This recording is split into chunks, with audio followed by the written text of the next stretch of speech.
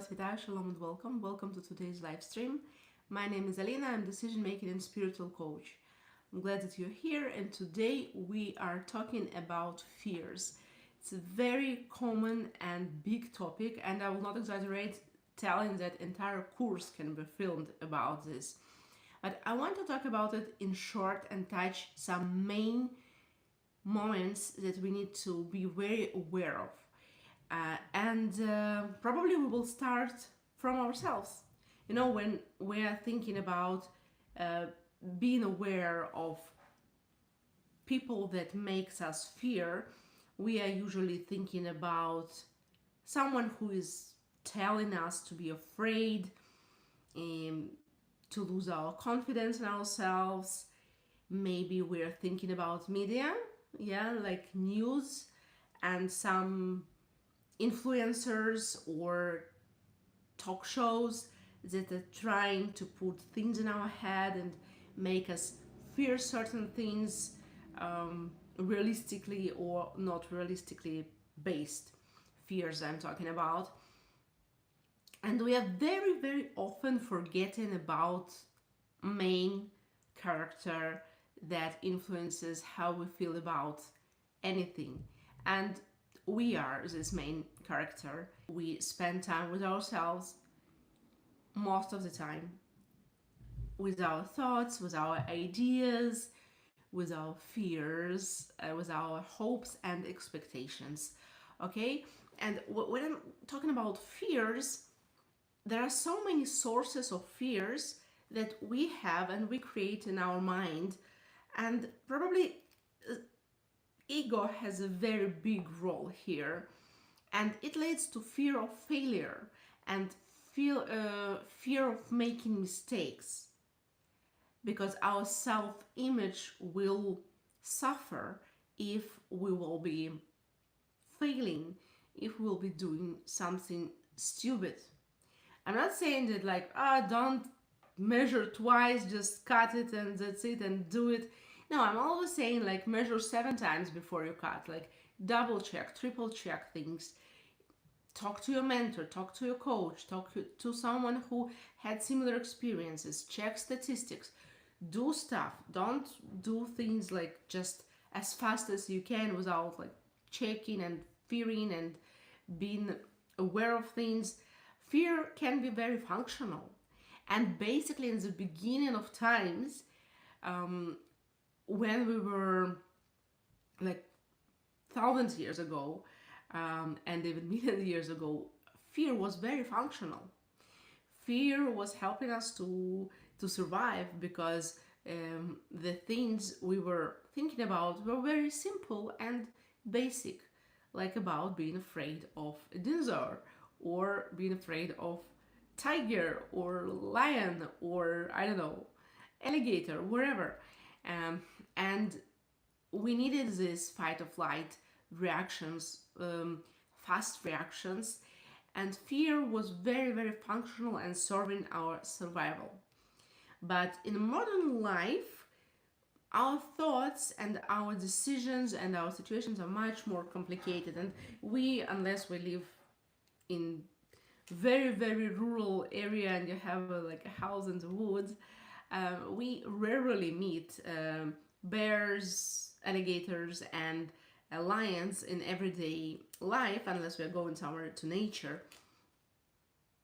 And we're starting to fear of saying things, doing things, making decisions, and we even can have same reaction like our life is in danger. And this leads to avoidance of making decisions, I will not take this course, I will not apply to the job, I will not meet new people, because I'm afraid that it will somehow play bad for me. They will not take me, they'll prefer better candidates, I will not pass the course, I will not open this business, I will not do, and we are saying no to ourselves in so many aspects to stay safe. Yes, it's so comfort zone that is keeping us very, very far from comfort life. Because indecision is also a decision. So if I'm not applying for a course, if I'm not applying for a job, if I'm not opening my business, if I'm not posting this video, if I'm not giving this speech, I'm making decision to give up on those things. And it also has consequences, like clients don't see me, potential employer doesn't know that I'm looking for a job, and many other doors don't even close. We are not even trying to check if they're maybe wide open and waiting for us to enter. So this is the first thing of like fear of mistakes, of failure. We also have a fear to be laughed at, especially when we are teenagers. It's one of the scariest things for teenagers that someone will laugh at them, because they take themselves too seriously. And this is a very interesting thing, that we need to find this golden ratio between being responsible, making things happen in our life, double checking and triple checking things we need to check, making our analysis, making big decisions, big changes, and at the same time not taking ourselves too seriously. And sometimes it's hard for people. Sometimes we're taking ourselves so serious, and it keeps us very stressed, and it doesn't allow us to enjoy life and to make mistakes. And it also kills creativity, Don't be afraid to be silly, don't be afraid to be fun, don't take yourself too seriously. And it really helps. It's one of the things that helps me a lot in my life, when I'm making maybe controversial decisions from time to time. But it's fine. It's fine to think differently, to choose differently, to disagree with something. And sometimes we can be wrong and we can say something silly or funny, or do something maybe not perfect reaction to the event, and it's also fine. It's better than being invisible and do nothing. Okay. Another thing, we are often afraid of going against mainstream. We may feel that we are like so independent and we are so outspoken and we are so brave and we are saying things and we are doing things, but pay attention that very often people doing things that go hand in hand with the mainstream of their surroundings. Okay, so if everyone in your company believes that something is good, even if on the main market, for example, this product is not considered as the best decision and solution, but if in your company everyone likes this, for example, software you're using, or some structure you created for some processes, you will not feel so easy to say, we need to make a change. I disagree with this ideas that everyone have. I have a different approach. I want to speak up and I have another idea. Same, of course, comes to politics, to society, social norms, dress code, stuff like that. Like things that are common in your area influences how you do things, and you go with the mainstream very often. It's not a bad thing or a good thing. It depends on the situation. What we need to be is to be aware of it. And that is why our people we surround ourselves with are so important. We can see it in teenagers. We know it about our kids. or we remember it about ourselves, or if you don't have teenage kids, you can recall time when you were a teenager, and you can say, why, wow, when I was like 17 or 16, all my friends were like wearing this, and I was wearing this, and I'm looking at the photos and it looks ridiculous, but I even didn't consider going with another style, or I was not even thinking that other styles are okay. I was laughing at them because all my friends were into this something. And you can say it has nothing to do with fear. It's just, trends, and to go with the crowd, and to be part of a group. But it all related to fear, because we are afraid of going against people. We are afraid of being cancelled. That's why cancel culture has a power. Just think about it. Cancel culture has a power because people fear to be cancelled. If you do not care that someone will stop saying hello to you because they disagree with something you do, or someone you are, or you stand for, so this cancel culture will have no power. It will not stay. People will try canceling someone and it will not work. It will not have any. People are like committing suicides because of cancel culture. It's a serious matter. And that's why people are like really fearing to face this sort of, it's also sort of bullying, I would say, cancel culture. That we will be stopped, called to events. We will not be considered as a friend. We will be excluded from somewhere. It really makes people fear. And they are willing to change their values, to stay silent about what is important for them, to please the crowds, just not to be excluded, not to be cancelled. So this is all this fear of disagreement, of being different, of being have some minority views, being not popular, etc., etc. Okay, this is basically the main part I was planning to talk about, and I think it's very important to not to let fears confuse us with our real, true soul desires, mission, goals, things we want to achieve, things we want to do in our life. And as a decision making and spiritual coach that works with people and have a goal and a mission to help my clients to make clear, intentional decisions and choices and changes that feel true to their soul, I think it's very important, and I always pay attention if a decision doesn't come from fear. Fear is a very, very bad advisor in personal life, in career, in any aspect of our life, basically.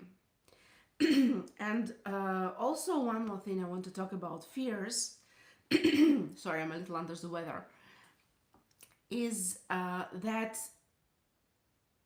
people, movements, organizations, different groups that want to influence us are very much aware that fear has a big influence on every person, and making people afraid is really messing up with their perception of reality and how they react to things, to events, how they see the world around them. So you're changing their world perception, and then you can manipulate them to do things they would never do otherwise if they were more balanced and less afraid. Okay, so when we are afraid,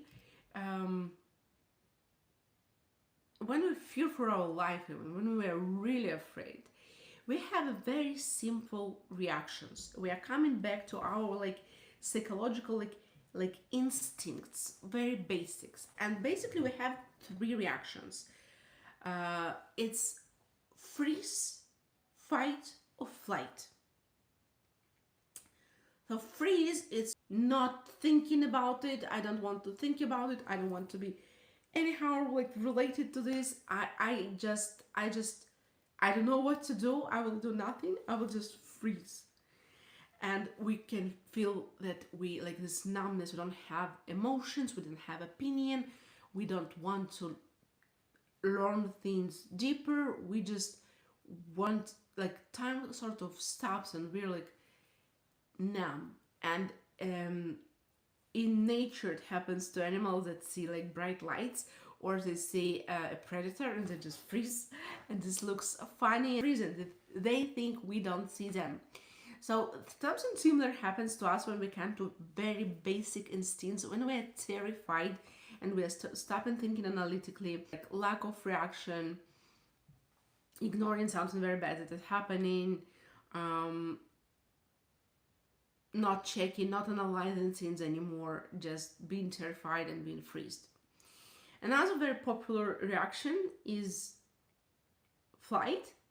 It's when we just are so afraid that we are just want to take ourselves out of the picture.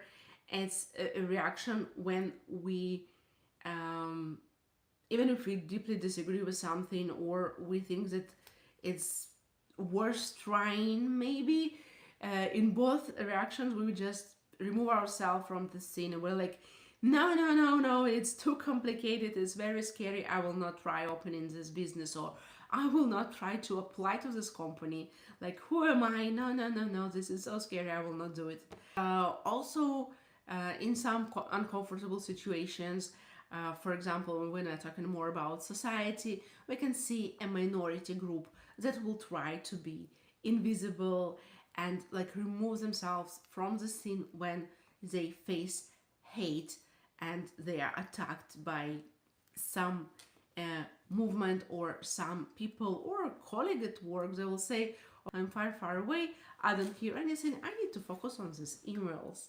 And we thought of like flight response. And the last response is fight response. Sometimes it's good, sometimes it's bad. It depends on the situation and how good we understood the situation. In nature, when we're talking about basic responses, fight response was like when I can see this, I don't know, hyena running towards me, and it's big, but I think I have enough strength to fight it, and actually it will be more effective than running away from it, and the person like is taking the fight. Or when person sees a lion, he thinks, okay, it's time to run, and this is how it works. But in modern life, in modern world, the reaction of fight can be very controversial. Fight can be something very positive when, for example, we are saying, no, you know what, I want to do this, I want to open this business, even if I'm terrified, I'm just going to fight for it, and this is my goal, and I'm going for it. I'm making an educated decision, I'm checking things, I'm not rushing, but I'm acting, I'm taking an active position, and I'm fighting for my dreams and for my goals, and I'm doing it.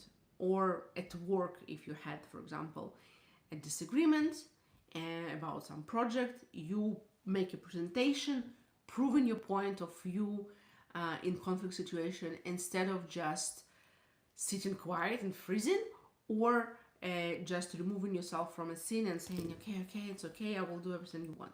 But sometimes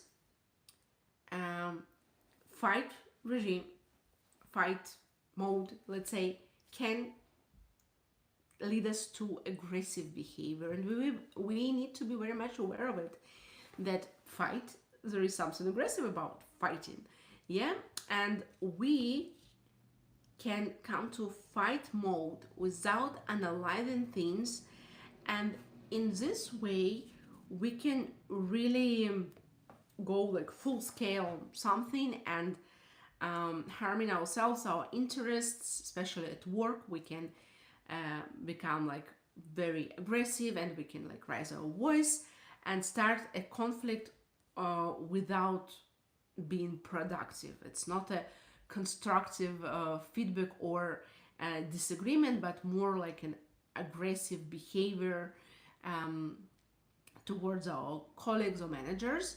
In society, it can be violent protests, it can be antisocial behavior of any kind, and some people may want use it against us to manipulate us to be aggressive in this or other situation. Teenagers use it sometimes in their manipulative structures that they create to themselves, especially in high school and stuff like that.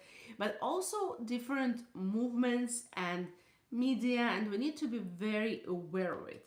So fear has a lot of power, and it can be manipulative in big variety of aspects in our life. And what I basically want to say here is be aware of it, and don't let fear to be your advisor and be your guide. At the same time, don't be ashamed of being afraid. Fear is something basic that we have. It's one of very basic emotions. So it's okay to be afraid. It's okay to be afraid, but we need to be aware that actually I'm afraid of making this and these steps. Actually, I'm afraid to make these changes. I'm afraid of those decisions. Maybe when I'm talking to my friend Joanne, she is always making me afraid and pushing me to do things based on this fear. Maybe she's not such a good friend. Maybe she's manipulating me. Or maybe this, I don't know, activism little group that I'm a part of is pushing me to do things that are against my moral norms, and I would actually not do those things, but they're like making me feel that I'm in real danger, or people I love and care about are like their life is in real danger, and they want to push me to do some not moral things or aggressive things, or maybe I will put some other people in danger if I will follow them. Like, all this needs to be analyzed, and it's very important to be aware of it on all levels of our life, from personal relationships to professional decisions and to our participation in different movements and communities and activism and anything basically. So I hope this video was helpful, and I want to say that don't let fear interrupt with your thinking process and with your actions. It's okay to be afraid and to do something that you find important. You want to apply to that job, you want to take that course, you want to travel to that destination, or you want to tell to that person that you like him or her, and even if it's scary, do it anyway. So yeah, that was my video for today. I hope it was helpful. Please let me know about your thoughts and impressions in the comments on my YouTube, and also I will be happy to hear about your suggestions for my future live streams. Thank you for watching, and I will see you soon in my next live stream. Bye bye.